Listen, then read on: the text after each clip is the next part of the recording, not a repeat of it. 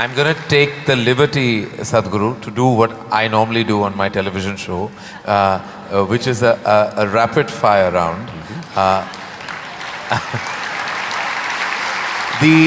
Normally the end of this round… When I was young, I watched a lot of, Wild West movies. Right. So when you fire, I also fire, all right? No, but no, I promise you, this is not that kind of… You're not in my line of fire at all. I will not take the liberty of being that person. These are just quick questions which when I ask for one word, you have to stick to that. Because sometimes you have a tendency of not exactly answering the question asked. But you give such a profound and prolific retort back that it makes you very satiated. But in this case, my only request is that if it's one word, then it's just one word. Okay. And the end of this, normally, you get a hamper, but in the absence of a hamper here, you already have something, right? Yes. So, or this beautiful bouquet that is right next to you. But so there's no hamper, but you will get my utmost gratitude. Thank you. All right, very simply, what is the one thing that is essential to living a balanced life? Sense.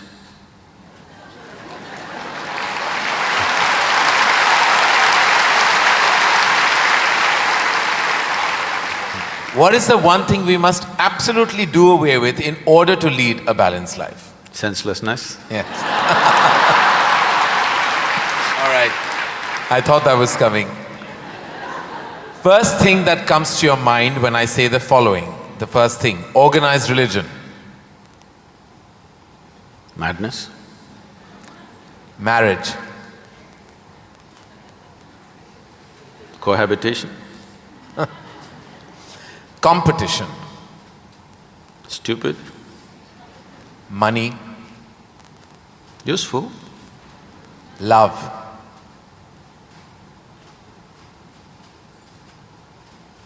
Can I say a sentence? Yes. I will allow that. Most beautiful, but unfortunately crippling for most people. If I can little elaborate that, see, if something unpleasant cripples you, something nasty cripples you, it's acceptable. When something beautiful cripples you, it's a true disaster.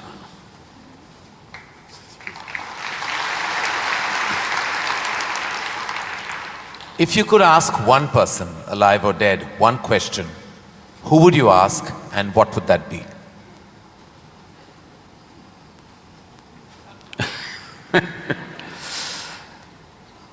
I really sorted out all my questions because I did not spend time educating myself or doing anything. I spent my entire life sorting out every damn question I had. I've kind of run out of questions. And you certainly have not run out of any answers and you never will. Best advice you have ever received? Nothing. Never? No. I never sought, nor did I receive. I made myself in such a way I'm incapable either of seeking advice or giving advice.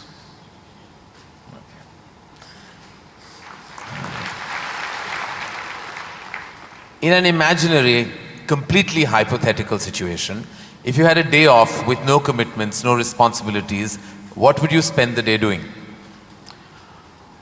Oh, there are a lot of things, this can't be one word. No, it's not one word. See, I have an indiscriminate sense of passion towards everything.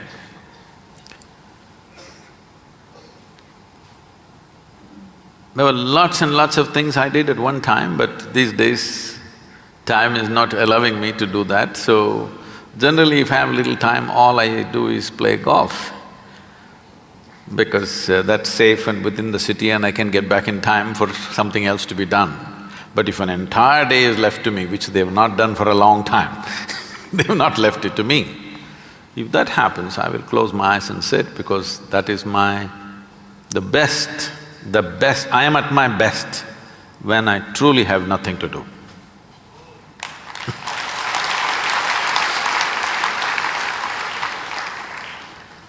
What is one thing you'd like people to remember about you at the end of your life?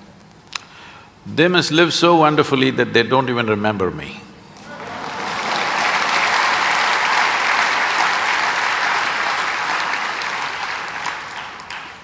If you found a way to travel through time, where would you go? I'm kind of done with all those things. Your universe visited already, you have visas for every part of this ecosystem. If we can do some slow fire, Yeah. because that's a question with many ramifications. This, for example, traveling in the world, we jetted around and now we want to travel to the Mars, we want to travel to another place. And now that's not enough, we want to travel into the past and future. All this longing is again exploratory in nature. Whether you go on vacation to Maldives or you want to go to Mars, it is fundamentally exploratory. Maybe you're also thinking of relaxation and pleasure and whatever, but essentially it's exploratory, otherwise why can't you do it here? It's something that you want to do, you want to touch another place.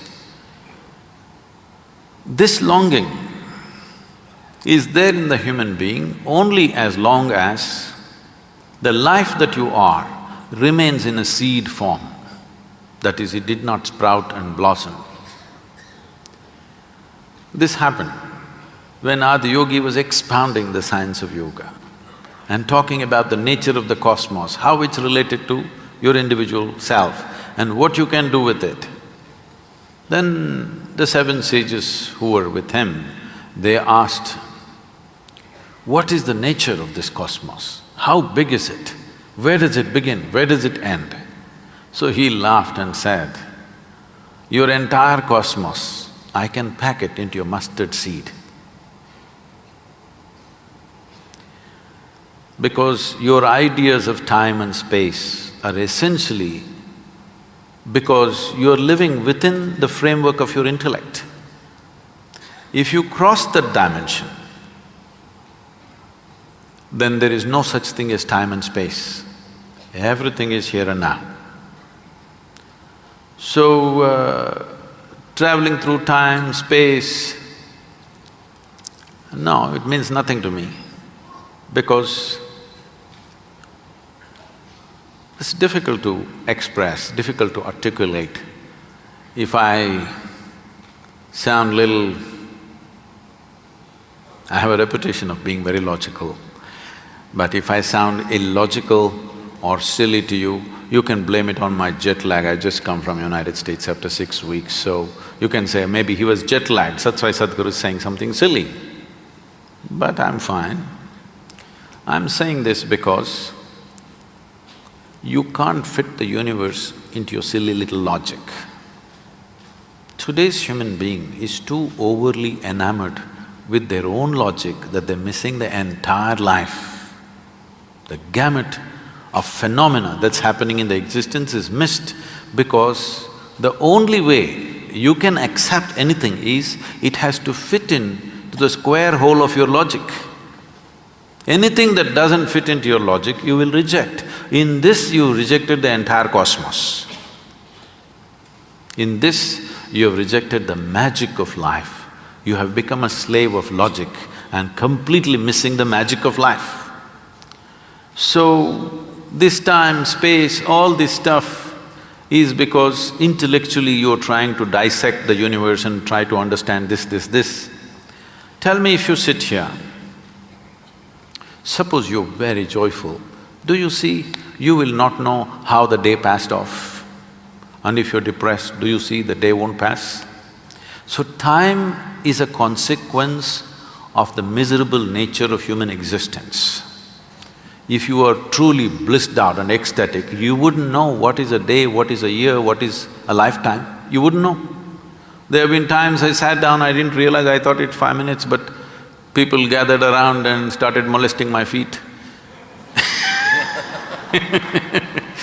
Well, because in their understanding, I sat there for many days or whatever. This idea of time and space is a very convoluted idea simply because people are stuck in the framework of their logic. My work, my fundamental work is to take people beyond the framework of logic into the true magic of existence, our own existence. But it takes a lot of time. Still, my reputation is of being very logically correct because I'm still trying to woo them still wooing them, you know.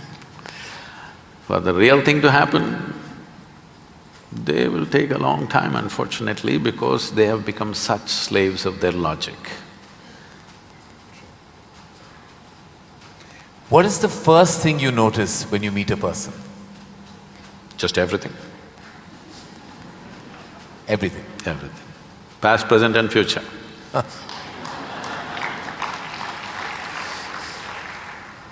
Is it more important to do what you love or love what you're doing? One word or more? The choice is entirely yours. See, if you are an intelligent person, you will try to do what you love most. But if you're a genius, you will do just what is needed.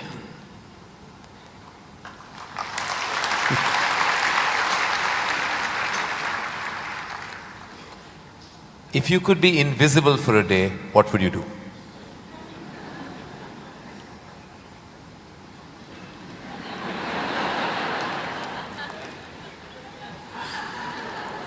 You wouldn't know?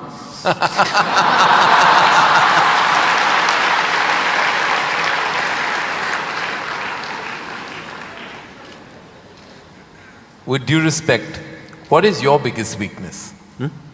Biggest? What is your biggest weakness? See, what normally people treat as weakness in their lives.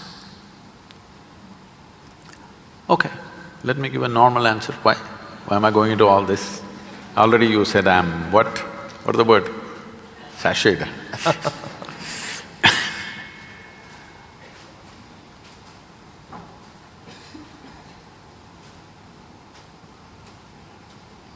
My biggest weakness is, I love danger. Without danger, I cannot live. I need to do something which keeps me on the edge of being mortal, being alive and dead. I want to walk that line all the time. Every day I'm stepping on it one way or the other. Is it a weakness? I don't think so, but people think, Sadhguru, you shouldn't risk your life like this. But if there's no risk, I feel I'm not being… because most of the time in my life, for whatever I'm doing, I don't feel tested. It's only in moments of danger that I feel little tested. So my weakness is, I like to be stretched, you know. For all the time when I was riding across India and later on I started driving, my only wish was that to find a machine which will test my skills. Always found the damn things broke down if I took it to my limits. These days recently I'm beginning to get to do a few machines which are testing me, whether I can push it all the way or not. Maybe that's because of my age. No. If I had met them much younger, I think I would You would have managed to work around them. One thing the world doesn't know about you. They don't know a thing about me.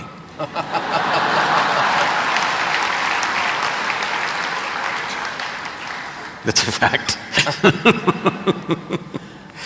And the one thing you wish you could change about yourself? Oh, I never looked at that. I could speak Hindi. No, I'm sorry, Marathi.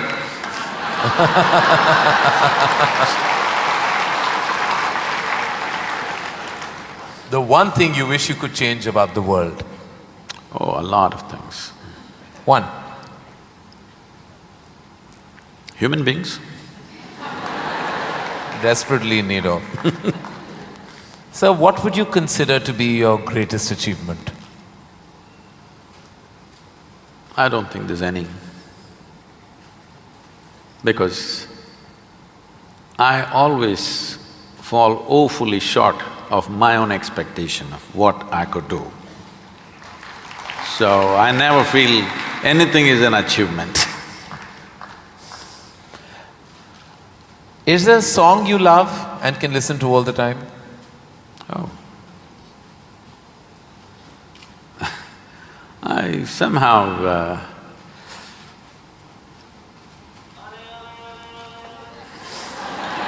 nah. Probably because this came to me at a certain time when I was in my early teens maybe. So this one song kind of comes back to me more often than anything else. It's not that I even seek it, but somehow one way or the other this song keeps coming back to me. Is how many times Okay. I know you haven't seen any of my films, but do you have a favorite film? Oh, I've seen many good movies. At one time I saw a lot of them. I've not seen much of Indian cinema, but I saw a lot of, English cinema. But one movie that I thoroughly enjoyed at that time, because on that day the way things happened, many life situations fell together and everything, was Roman Holiday. Oh, well, I have to say that that's the first film I've ever seen in my life. My mother took me to the cinema. Here we are. It is true. Roman Holiday is the first film I ever saw. It was my introduction to the big screen. I'm glad I have something in common with you. That image of Audrey and Gregory Peck is somehow just stayed with me. Wonderful. It was probably my age. Yeah. It must have been. Something you enjoy doing and wish you had more time for?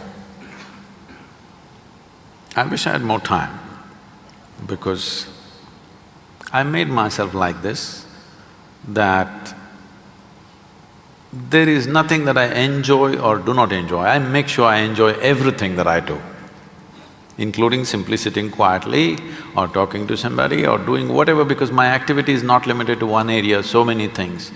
If you did not enjoy everything that you do and do not do, you will go insane trying to manage so many things. But I will not go insane, because I enjoy being alive. Activities, anything is okay. Everything I do, I enjoy. Small things, big things, every kind of thing. Most profound things and silly things, I enjoy thoroughly.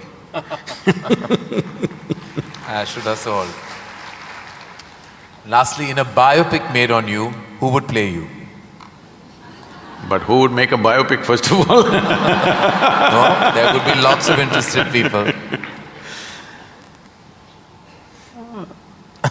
Maybe you should animate. I don't think you would want that. Well, that is the end of the rapid fire, and you totally deserve the hamper that doesn't exist on this platform. But it's a virtual hamper that I've given to you with my love, gratitude and deepest amount of respect. Thank you. Thank you.